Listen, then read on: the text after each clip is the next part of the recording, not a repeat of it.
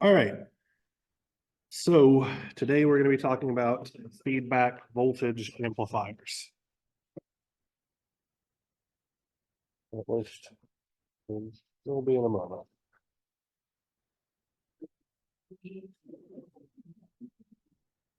Feedback amplifiers, that's correct.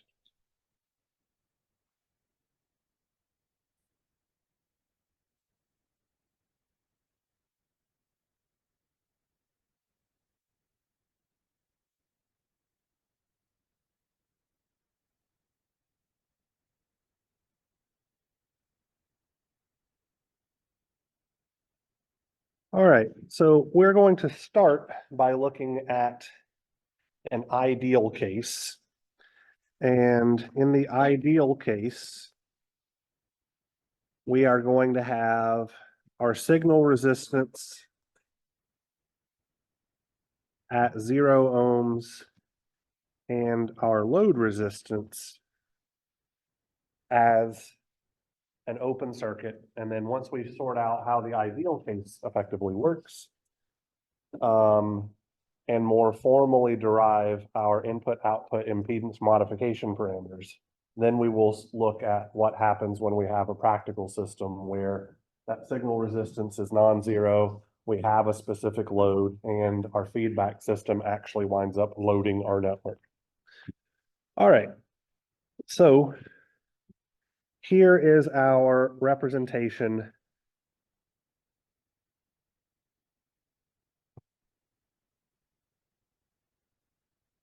of the ideal case. All right. So we have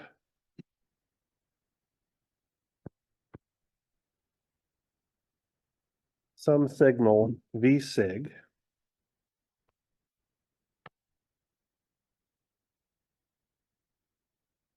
And I am going to label this terminal S and this terminal S prime.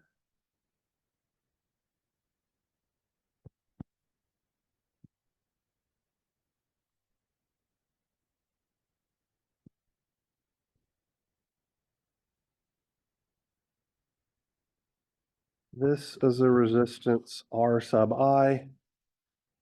The voltage drop across that resistance R sub I will be V sub I. The current flowing through that resistance will be I sub I.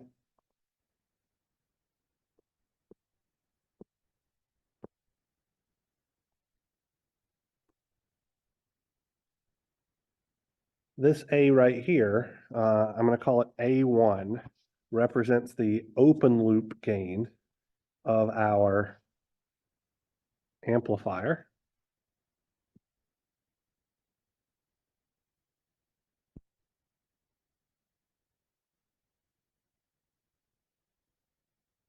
Let's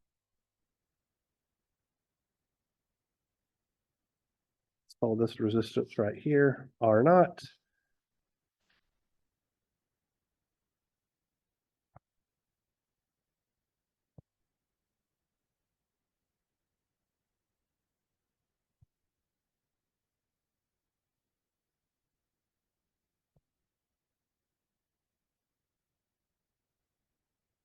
All right, and let me put a box around this really quickly.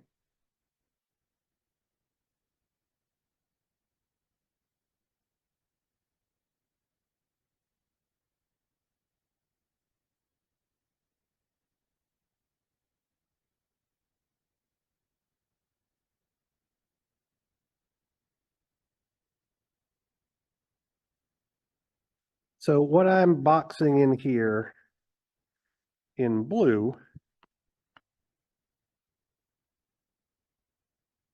is our open loop amplifier circuit, okay? Where we have represented the input resistance of our open loop amplifier circuit by that resistance Ri, the output resistance of our open loop amplifier circuit by R naught, the voltage gain of our open loop amplifier circuit by the gain A1. The voltage VI is the voltage applied at the input of our open loop amplifier circuit. And the voltage V out is the voltage drop across the output terminals of our open loop amplifier circuit. So this open loop amplifier circuit right here is representative of exactly all of the circuits that we analyzed effectively to this point where we calculated R in, R out, and AV. We're just replacing it with a practical amplifier model so that it's not, we don't have to change it for every different possible permutation of amplifier we might be dealing with, okay? So now let's connect our feedback network, okay? So, and we're dealing with a voltage amplifier case. We want the input side to be connected in series and the output side to be connected in parallel based on what we learned in our last lecture, okay? So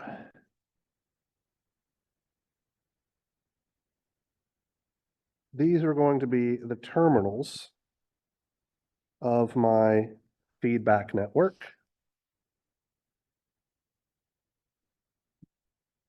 I'm going to have something like this. And because we want a parallel connection on the other port, I'm going to tie this leg, jump across to here, this leg down to here. Fix that to make it look prettier. And now I'm going to put my feedback network in. So I'm going to draw a box around this as well, and then we'll put what's inside the box here in a moment.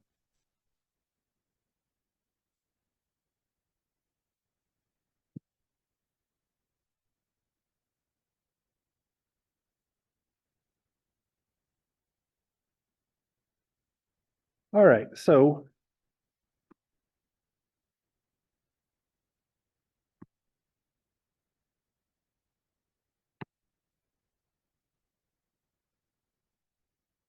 in an ideal case, our feedback circuit should not load our open loop circuit. So let me talk to you guys about what I mean by that very specifically by putting it in terms of stuff that we've dealt with before, okay? So I'm going to draw a little circuit down here. I'm going to wind up erasing it in a minute. I'm just using it for explanation's sake, okay? So let's consider a simple common emitter amplifier.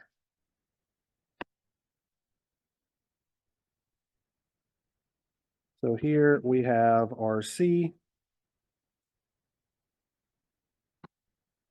Let's not worry about any degeneration or anything like that.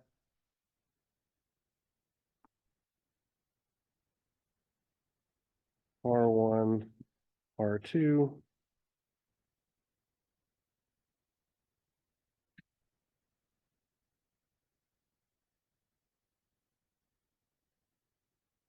So right now we would have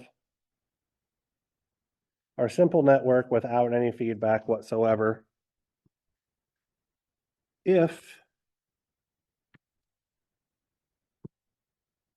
I attach a load resistance like so, and even if I put some capacitance here, C out by the way, will the presence of that load resistor RL impact the voltage gain of our network?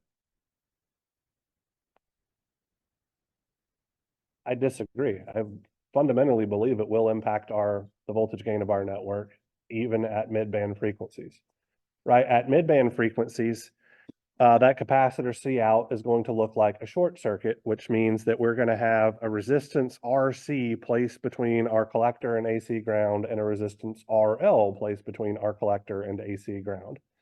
So instead of just having a simple gain of negative GM R naught in parallel with RC, we would actually see it would be negative GM R naught in parallel with RC in parallel with RL. So the presence of that load resistor is loading the output terminal of our device, and it is impacting its electrical characteristics, okay? In an ideal case, that would not be true. And so for the exact same thing, we want, in the ideal case, our feedback network not to load our amplifier. So the easiest way to make that happen would be to just put an open circuited set of terminals over here, which means that this is literally nothing more than the voltage V out. And then on this side,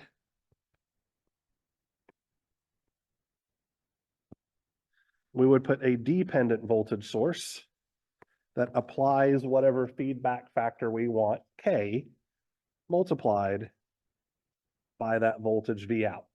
So we're not going to see any loading whatsoever because we don't have any finite resistance there that's going to mess up our gain relationship. So that's what our ideal case would look like. It is obviously unachievable, right? We'll sort that out in a little bit. So this is our feedback signal VF, and it is very obviously just K times V out in this case. So what we are going to do is we're going to try to figure out how to make this thing right here look like a simplified representation where we would apply, let me scroll back up here so I can see where I put these terminals.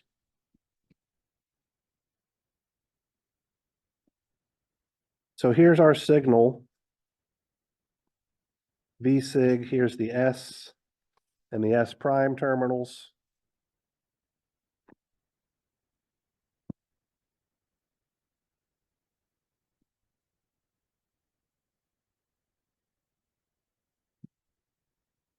Here is our input resistance with feedback. Here we have our gain with feedback multiplied by V sig.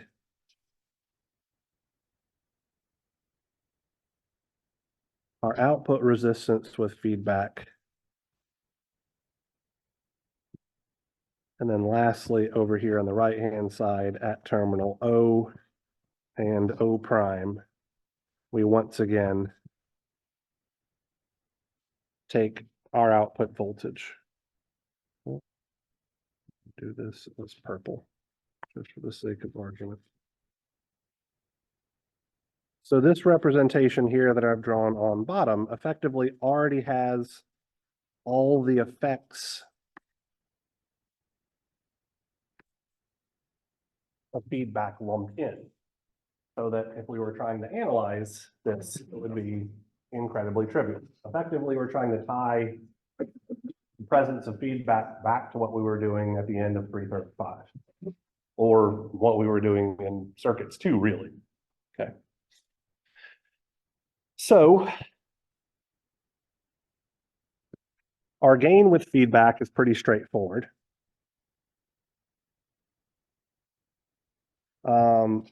Our circuit literally exactly follows the general feedback structure.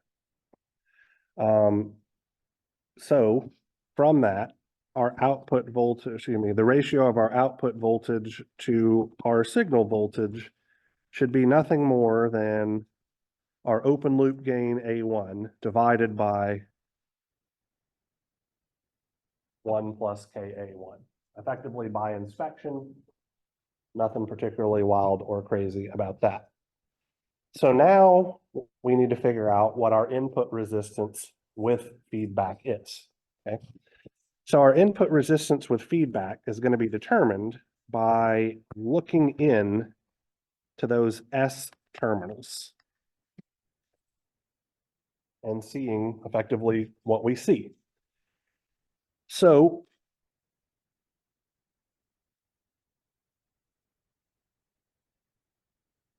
let me put here finding our IF. All right. So, and I'm going to do a lot of scrolling back and forth here. I'm going to pre-apologize for that. So what is the voltage that we see across the input terminals of our open loop amplifier? VI. How do we put that in terms of V sig and VS?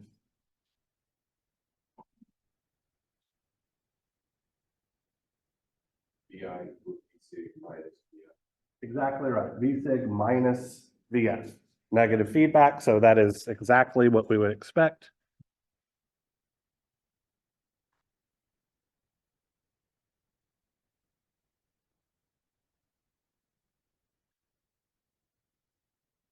What is Vf? K times V out.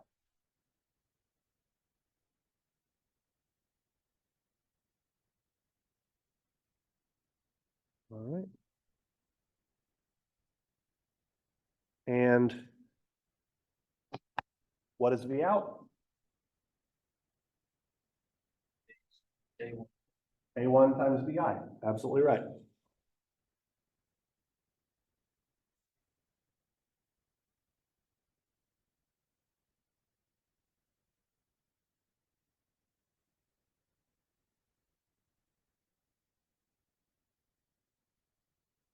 So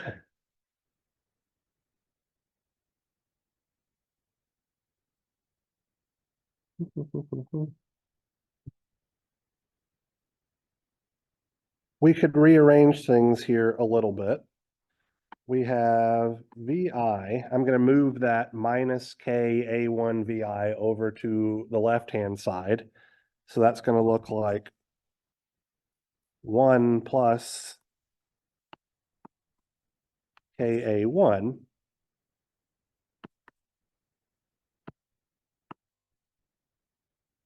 is equal to V sig.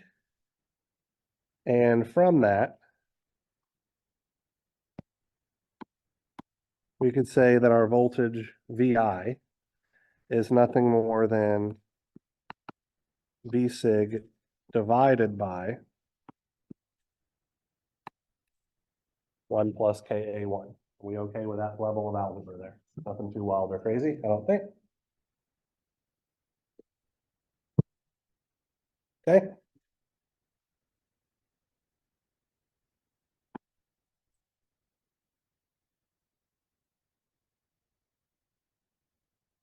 Sorry, that should be an I. My current I sub I, so that's the current flowing into the input terminals of my open loop amp circuit network, is nothing more than VI divided by the resistance RI, just using good old Ohm's law.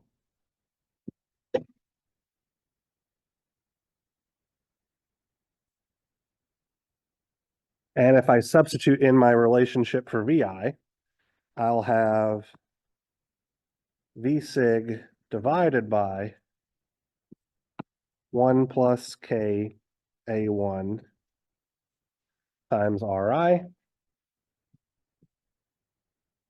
And since I sub I is the current that is being supplied by the source voltage, V sig, we can look up here and see very easily that that current I sub I is the current leaving the positive polarity terminal of voltage source V sig. Then our input resistance with feedback is nothing more than the ratio of V sig divided by I sub I, which comes out to be 1 plus K A1 times Ri. Exactly what we thought would happen based on what we saw at the end of the last lecture, right? So a series connection winds up boosting the impedance. We've more formally derived that now. In order for us to determine our output resistance with feedback, we are going to need to effectively set Vs equal to 0, and we're going to apply a test voltage between our output terms, okay? V out equals A1. Absolutely. So there is that output resistance, there are not, okay? But the output terminals seen between terminal O and O prime is open circuited. And the terminals that are wrapping down and coming into our feedback network. Exactly right. So since every path that's connected to the right-hand side of that resistance is open circuited, there can't be there can't be a voltage drop across it, which means any voltage that we see there is just a 1V. Absolutely correct. All right, so.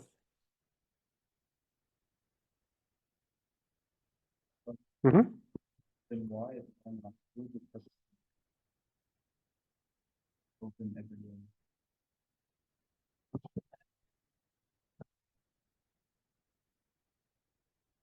Are not, the purpose of it is hard to kind of nail down from a general sense, okay? So R naught represents the output resistance of the open loop amplifier circuit. So for example, when we were looking at the common emitter amplifier that we looked at a moment ago to tell you about the effects of loading and all of that kind of stuff, the output resistance of that would have been R naught in parallel with RC in parallel with RL, right? That's just a number that's effectively telling us, you know, what's going to happen when we connect it to things. So in the context of a voltage amplifier, so let's tie things back to op amps, which we are all hopefully pretty familiar with since we've dealt with them in numerous classes and all this kind of stuff at some point. How many of you guys can remember from circuits 2 what the output resistance of an ideal operational amplifier is?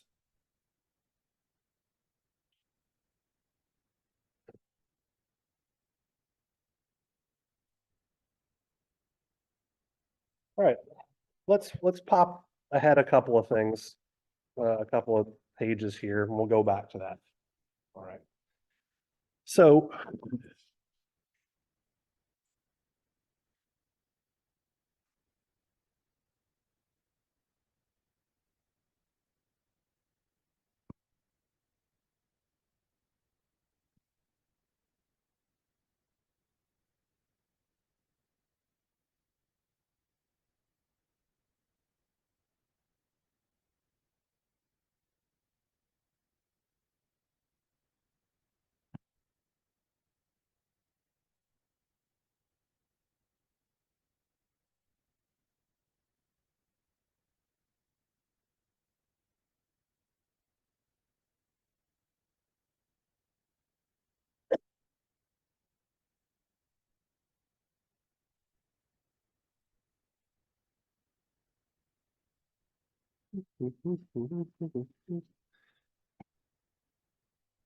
what we're looking at here is literally what we looked at in circuits 2.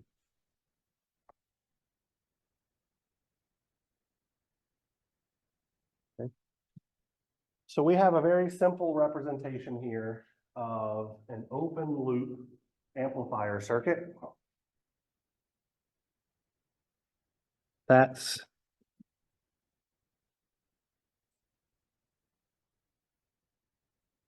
everything in this box right here. So our open loop amplifier circuit characterized by its input resistance Rn, its output resistance Rout, and its open loop voltage gain AVOL. By the way, I need to put in a Vin right here. And then connected on the input side or on the left-hand side of the circuit, I have a practical voltage source representation of some sort of input signal. So that's why I have a V-sig in series with an R-sig, like we might see in this class and we've seen in previous classes. On the output side, I have a load resistance RL, okay? So if the purpose of a circuit like this, or I say if, I believe the purpose of a circuit like this is to make our voltage VL be equal to some scaling factor A, the gain of our system, multiplied by our input signal, right? We want our output signal to be a scaled version of our input signal. Now let's take a quick look at what the roles of R in and R out kind of do to mess with that. And again, we did this in circuits too. It's okay. I know it's been well over a year since we did that. Let's look at R in really quickly, okay? So if we want to make the voltage V in be exactly equal to the voltage V sig, what value would R in have to make that happen? Infinitely large, absolutely right. So we need R in to approach infinity. Similarly, if we want that voltage AVOL times Vn to be the voltage that we see at the output terminal, or the voltage drop across our load, what do we need R out to be? A short. So those are the conditions under effectively an ideal case. So let's circle back around to your question of what exactly is that resistance R not doing, okay? We have a simple voltage divider here. The larger that R out is in comparison to RL is actually causing attenuation because of that voltage divider relationship, right?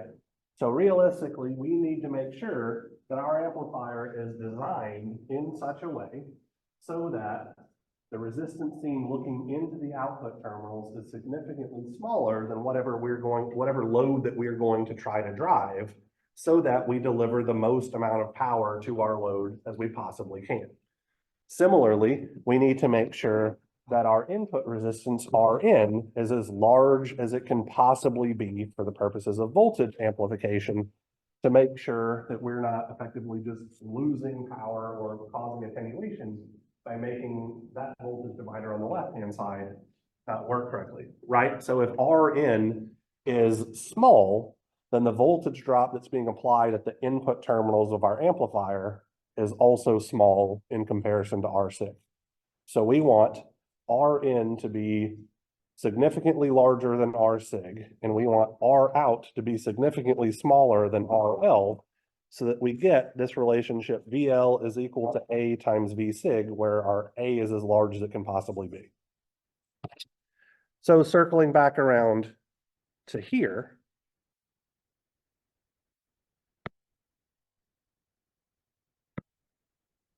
right? Without the presence of this feedback network, R naught is just that R out. It just is some value depending on what our open loop amplifier circuit looks like, okay? Now, for the purposes of voltage amplification, we literally just found out that we want that quantity to be as small as we can make it. So let's see what happens when we apply feedback. And that will be what our R out with feedback is, okay? Just as a quick heads up, notice here, the application of feedback caused our open loop input resistance to be boosted or made larger by a factor of 1 plus K times our open loop gain. So as long as K is a positive quantity, which means we're applying negative feedback, then we are making our input resistance larger, and so making that voltage divider network effectively apply as much of V sig to the input terminals of our open loop amplifier as it possibly can. So we've already got half of that sorted out already. All right, so finding our input resistance with feedback, or excuse me, output resistance with feedback, because we already found our input resistance. So like I said a moment ago, we are going to set our signal voltage equal to 0 and apply a test voltage between our output terminals, which is the exact same way we found our output resistance for literally everything in this class, okay? So if here is terminal S and S prime, There's our short circuit. So we've turned our input signal, for lack of a better term, off.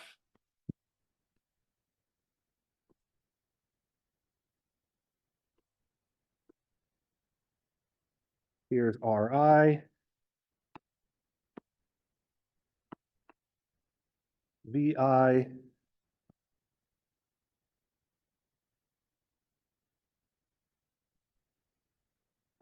Here's our feedback network down here.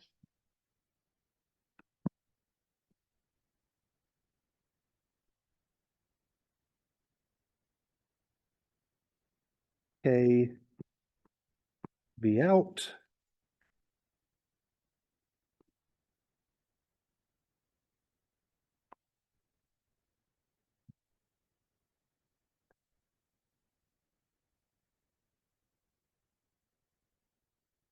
A1 VI in series with R naught.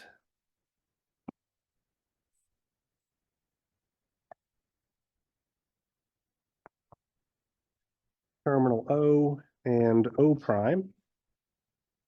We are applying a test voltage here. Let's just call this voltage Vx. This current will be Ix, and now I need to connect my feedback network, which is just an open circuit, so it really wouldn't have mattered if I drew it anyway.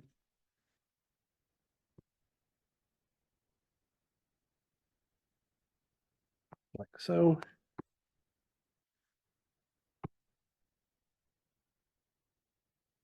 And our output resistance with feedback is effectively just seen. Sorry, that should be ROF. The resistance we see looking in there. So let's sort some things out really quickly. Okay, so here is where R naught is actually going to show up in an equation. I believe that my current Ix is going to be nothing more than Vx minus A1 times Vi divided by that resistance Ro. Nothing but Ohm's law there. We all okay with that?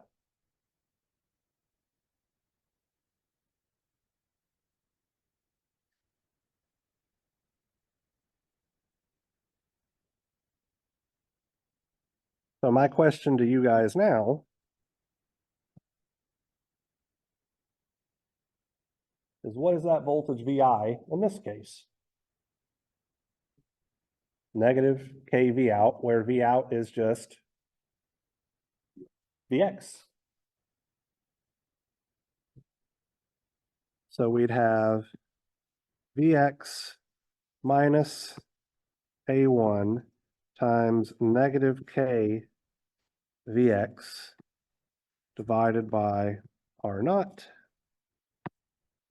which is Vx divided by R naught times a factor of 1 plus K A1.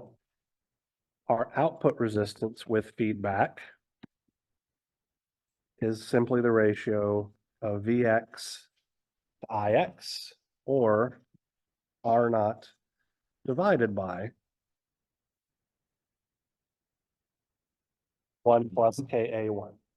So the application of negative feedback causes our output resistance to be smaller than it would be if feedback were not present. Exactly what we're looking for if we want to make this system as ideal of a voltage amplifier as we can make it. Right? We want R out to be as small as it can possibly be. And so now we're dividing it by 1 plus KA1. So we're definitely making it a smaller thing. All right. And once again, this agrees exactly with what we kind of qualitatively talked about at the end of our last class meeting. When we connect it in parallel, our feedback network in parallel, it should look smaller. So now let's look at the practical case.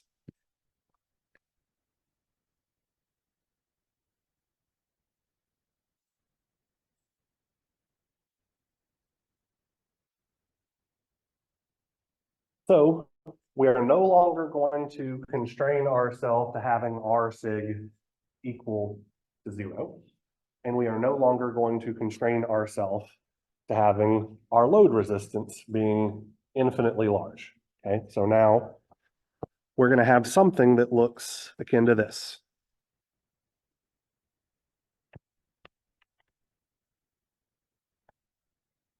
So here's our signal resistance.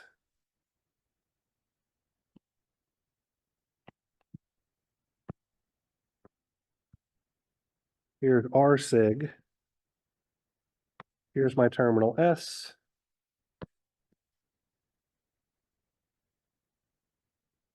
S prime.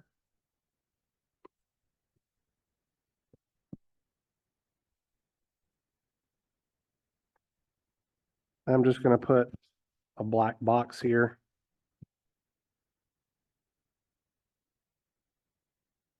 That is my open loop amplifier circuit.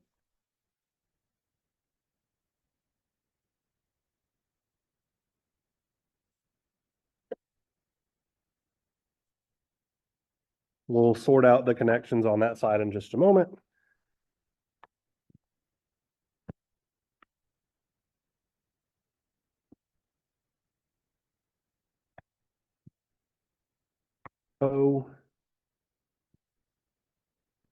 O prime. Here is our load resistance,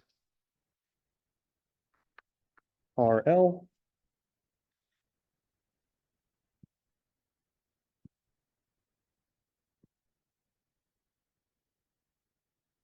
Here is the output voltage of our system.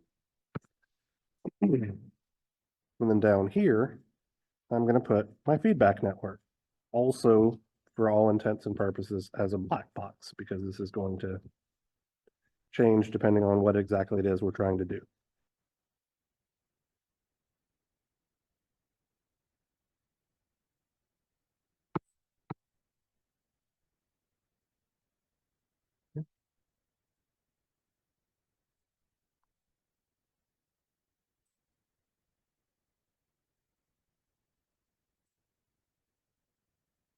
So in this case, our feedback network is not ideal.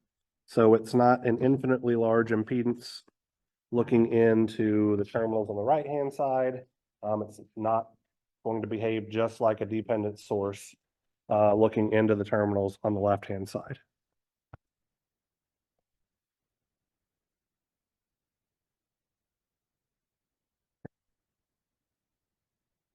So this is our voltage V out. This is our voltage VF, which means this is also our voltage VF. This is our voltage VI. I believe I have everything labeled. Okay. So what we're going to try to do now is figure out how we make this look like our ideal circuit.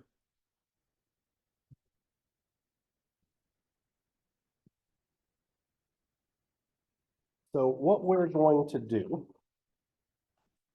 is we're effectively going to refer this signal resistance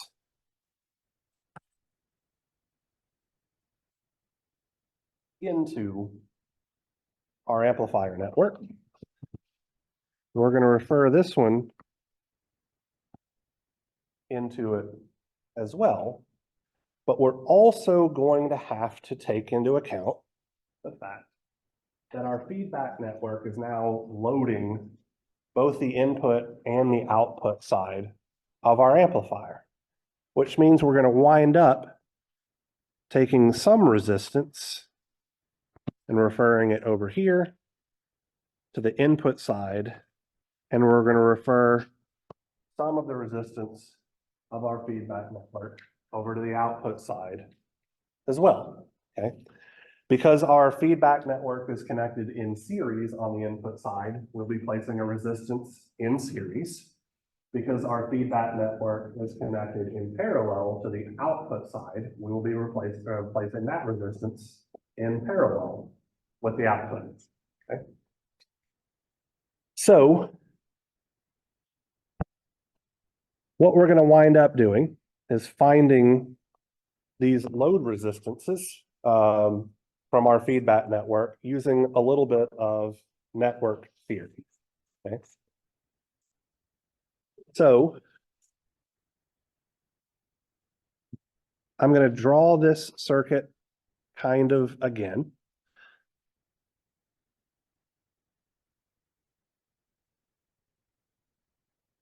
Let me see what I have here.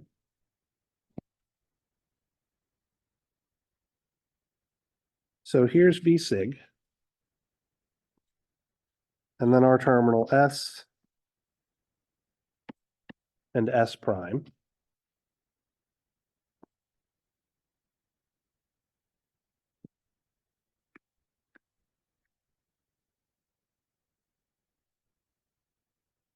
I'm going to put the resistance R sig here.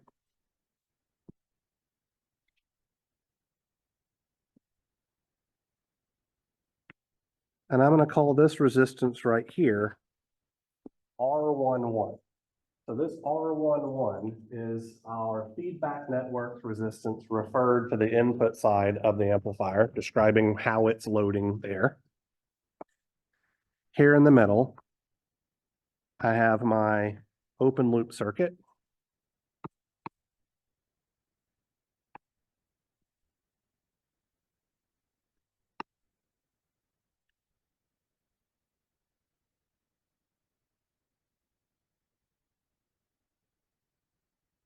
On this side, I'm going to have a resistance that I'm going to call R22. So this is the resistance from port 2 of the feedback network referred up to the output of the amplifier. This is my load resistance, RL.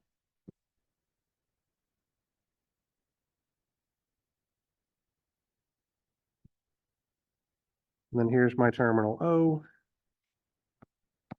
O prime. Here's where we measure our output voltage. And now down below, I'm just going to have simple representation of my feedback network.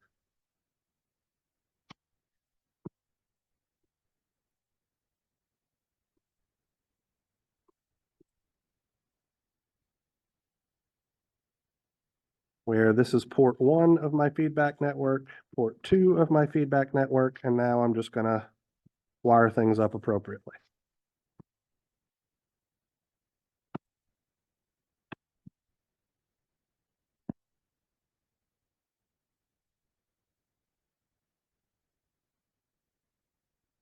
So this is kind of our intermediate step.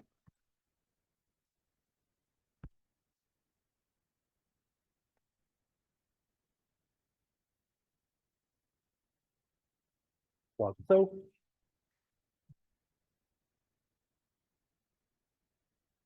and now we just need to figure out what that resistor R11 and the resistor R22 are going to look like. And just to be explicitly clear here, how we find these resistances is actually going to change depending on if our feedback network is connected in series on one side versus in parallel on the other side and all of that kind of good stuff. Okay. So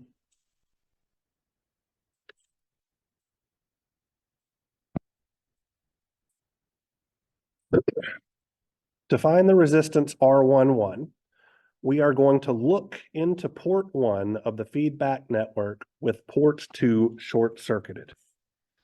So Here's port one.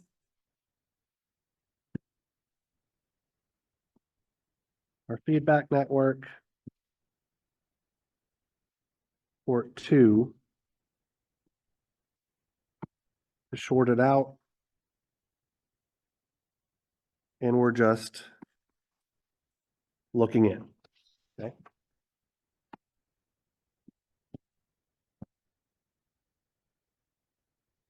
Let me write here. Feedback network. Goodness, that got away from me.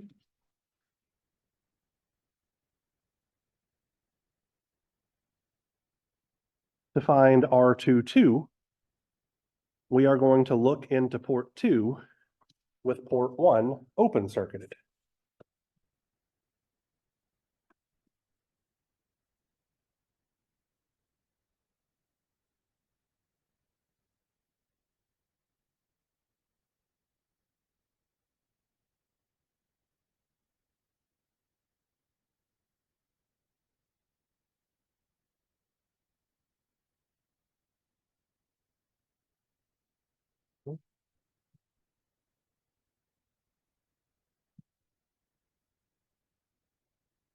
To find our feedback factor,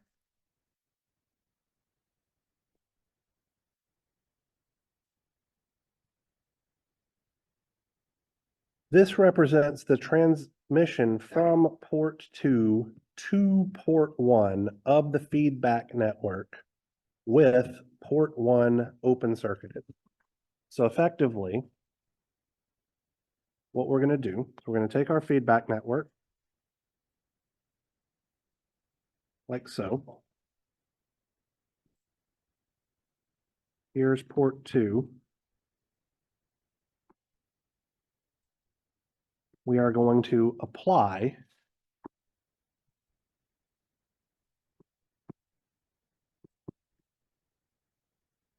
a voltage that I'm going to call V naught here. This is effectively just us applying a fixed output voltage from our system.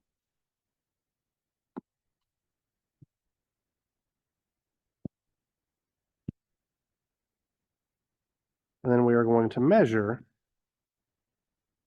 the voltage under the constraint that the current I1, so the current flowing into port one, is equal to 0.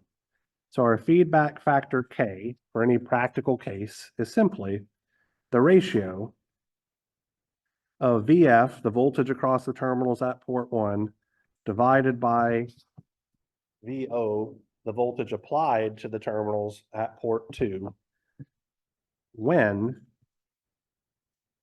the current flowing into port one is equal to 0.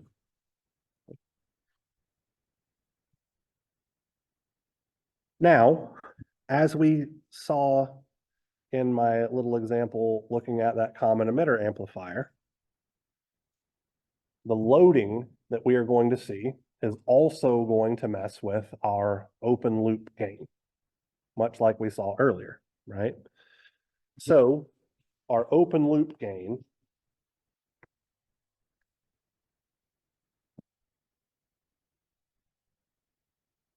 is going to be found by analyzing the loaded open loop circuit, okay? So if we have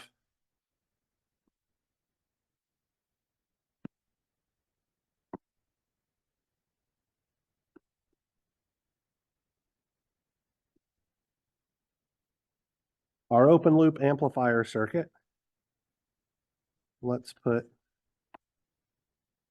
R sig here.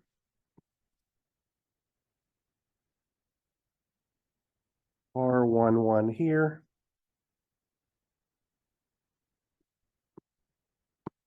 R22 in parallel with RL.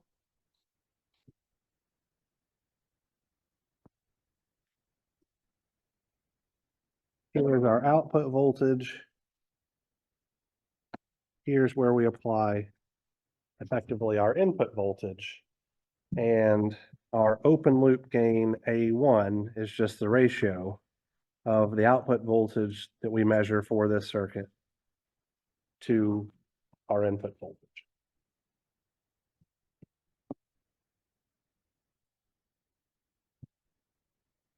Our gain with feedback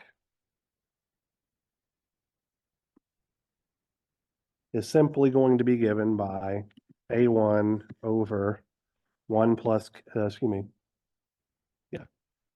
Gain with feedback, sorry. A1 over 1 plus KA1.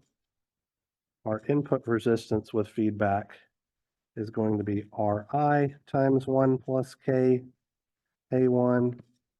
And our output resistance with feedback, keep writing R out instead of ROF, my apologies, is RO over 1 plus KA1. So we did everything here generically. Let's look at a circuit so that hopefully this actually starts to make some damn sense. I understand entirely if you guys are lost right now, because we have all of this stuff here. We're going to apply it to transistor circuits, and we have not seen a transistor in a solid 3 days. Okay. So I 100% get that right now, you're probably like, what the hell is this jackass talking about? So let's sort it out. Okay.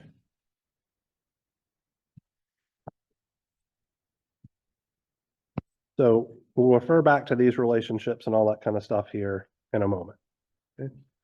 We've got 20 minutes. We might have time for a couple of these.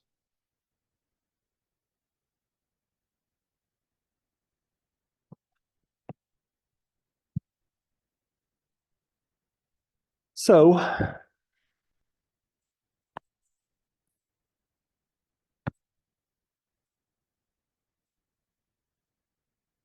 let's say that we have this circuit.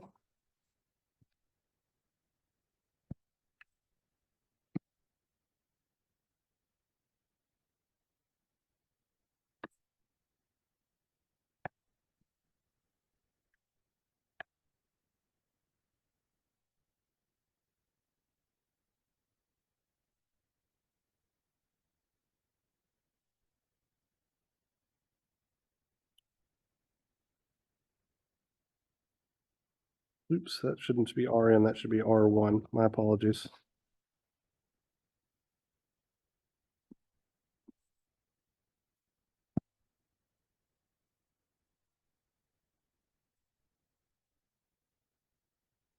And I want to specifically make the caveat that RD is approximately equal to R1 is approximately equal to R2, so that my feedback network, which is that network consisting of R1 and R2, is guaranteed to be loading the output node at a minimum of our amplifier. Okay.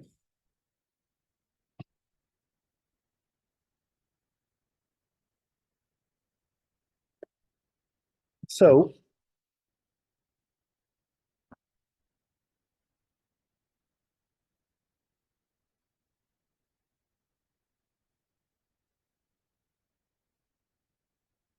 let's talk about defining our feedback network here, because this is probably the hardest part. Okay.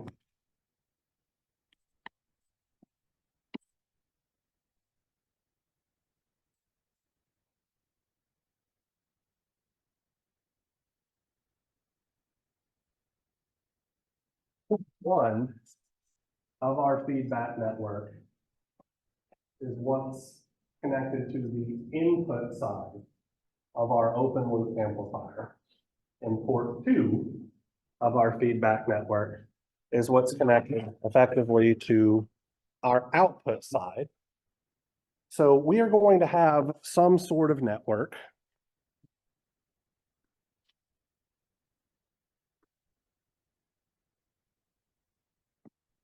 And I am going to, here is port 1 on this side. Here is port 2 on this side. And I'm going to give you guys a subtle hint.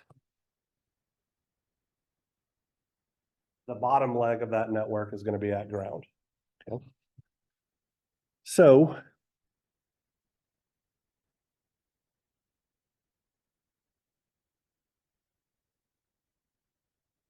how do you think the resistor R1 should be connected?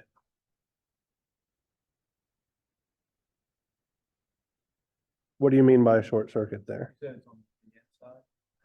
So I'm talking about this resistor R1. How is it going to show up in our feedback network? So one leg of the resistor R1 is definitely attached to our output node, right? So it's either going to be like this or like this. I think it's the first one. So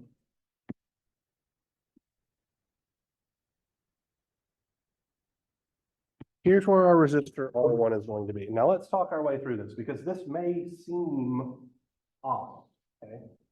Our input signal is being applied at our source terminal. What is that doing? What's changing the value of VGS effectively, right? So as that VGS voltage changes, that's how our amplification is happening. So that's why I think this resistor R1 should be applied between port 2 and port 1, where realistically, what we're looking at port 1 is effectively the gate of our MOSFET, because as VGS changes, our output is going to change. So that's why I think it should go there. R1 should not be between our output and ground directly, because that has nothing to do with our amplification, effectively. Now this makes R2 much easier to sort out because we effectively said, so this node right here is our drain node, and this node right here is our gate node. R2 is between our gate and ground, so it'll go right here. Does that logically make sense? This is literally the hardest part of this material, is figuring out how to draw the feedback network in this little format. Yes.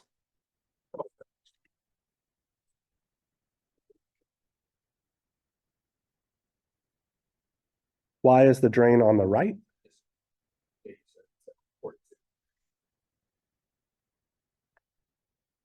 A feedback network, it's always, port 2 is always on the right-hand side.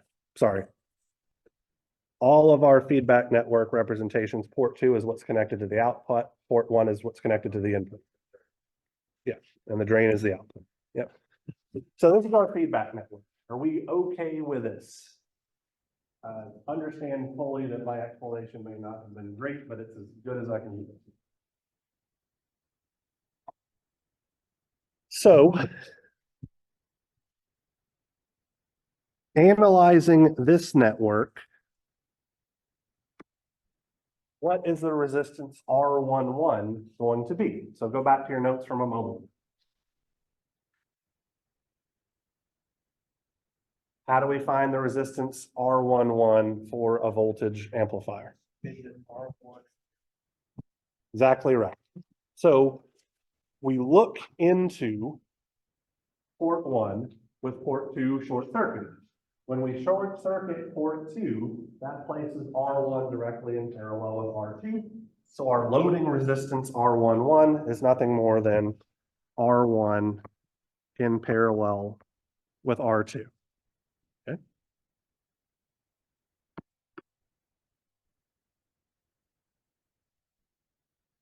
What is R22 going to be? So to find R22, we look into port 2 with port 1 open circuited. One plus R. R1 plus R2.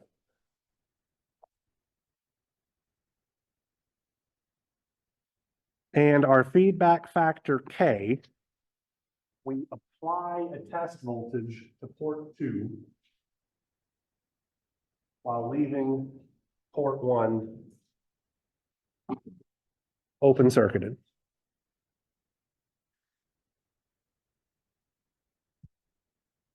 It is literally just a voltage divider. It's the ratio for the voltage divider. So Gavin, tell me what it is. R2 over R1 plus R. Exactly right.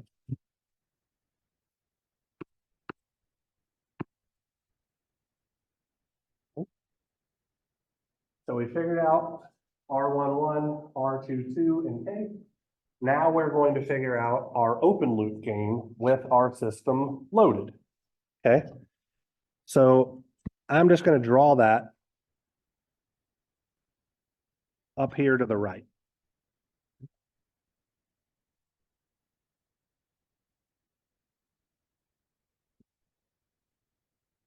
So here's RD between our drain and ground. We're going to have that resistance R22. Here's V out.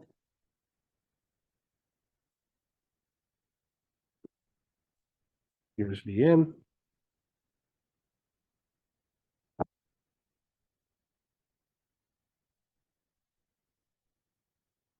There's R11.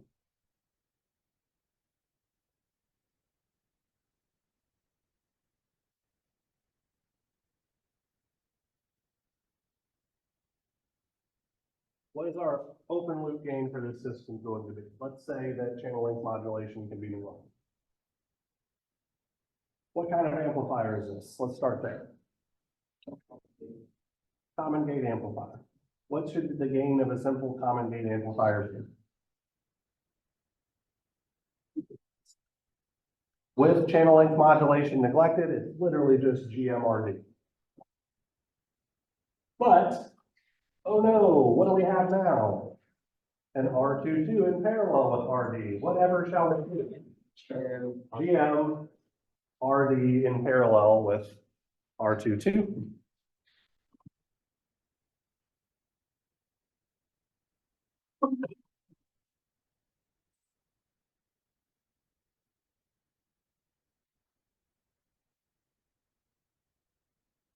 What's the input resistance seen looking into the source of a transistor?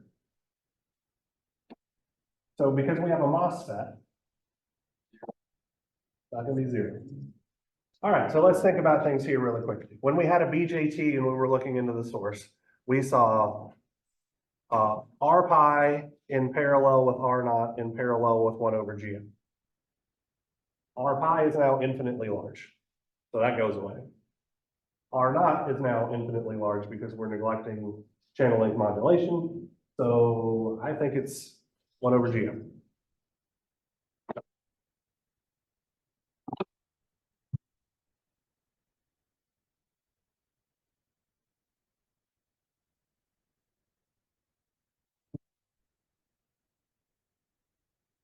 What is our output resistance going to be? I hope you guys don't need assistance for this.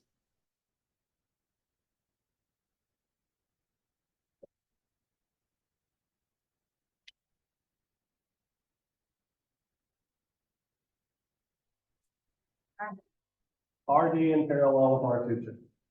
Yep.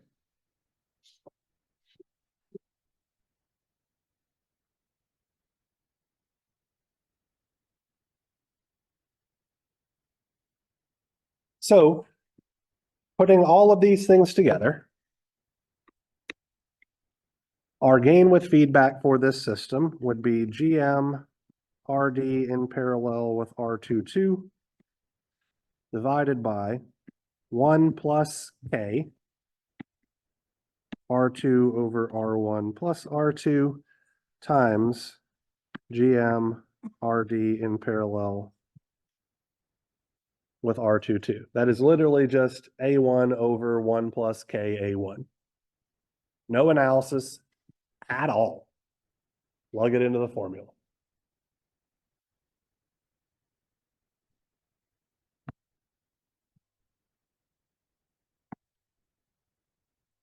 Our input resistance with feedback, what are we gonna have? What was our input resistance without feedback? 1/GM. Are we multiplying by 1 plus Ka or dividing by 1 plus Ka? Multiplying.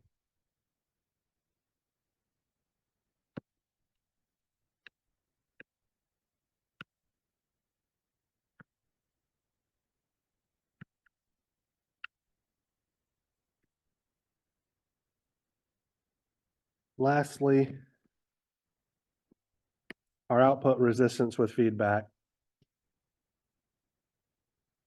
What was our output resistance without feedback? RD in parallel with R22 over 1 plus R2, R1 plus R2, GM, RD in parallel with R2. All right, we have only like 5 or 6 minutes left in class, so we will work another example to help illustrate what's going on with this stuff on Wednesday. I think this is as good of a stopping point as we're going to get for today. So realistically, I just want to reiterate this. I'm going to give you guys homeworks and all of that kind of stuff. Absolutely the hardest part of this is going to be, am I sure this is how the feedback network is connected between port 1 and port 2? And then once you get that sorted out, literally the exact same crap we've been doing for 6 months at this point. Okay. So if you've got reasonably good notes from 335 and all of that kind of stuff, this part should be a joke. All right, thank you guys. See you on Wednesday.